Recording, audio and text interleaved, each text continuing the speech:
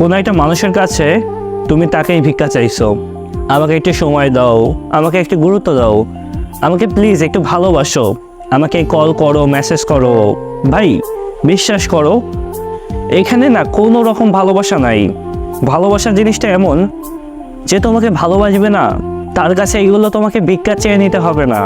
যেখানে ভালোবাসা আছে সেইখানে ভালোবাসার মানুষের সাথে কথা বলতে ইচ্ছা হয়।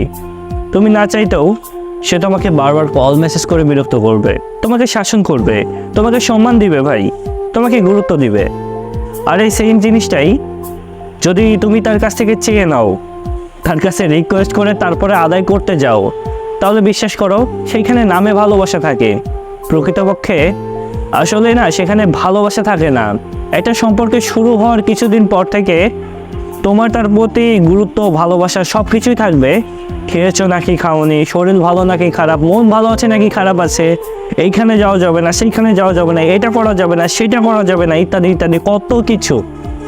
হঠাৎ করে দেখবে সেই মানুষটা আপনার এই অভ্যাসগুলো তৈরি করে দিয়ে আপনার কাছ থেকে দূরত্ব বাড়িয়ে গুরুত্ব কমিয়ে দিবে। মানুষটা আপনার কাছে ব্যস্ততার অজুহাত দেখাবে। 24 ঘন্টা না কেউই ব্যস্ত থাকে না ভাই।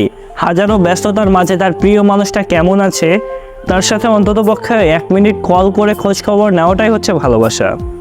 যেখানে আপনি তার কাছে সময়, গুরুত্ব, ভালোবাসাগুলো ভিক্ষা চেয়ে নিচ্ছেন না, সেখানে কি আসলে ভালোবাসা থাকবে?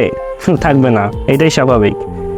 যদি আপনার জীবনে এমন একটা সিচুয়েশন ঘটেই থাকে তাহলে এখন থেকে বিচ্ছেদের জন্য প্রস্তুত নিন। কারণ আপনি ভুল মানুষকে ভালোবাসেন, আপনি কষ্ট পেতে চলেছেন।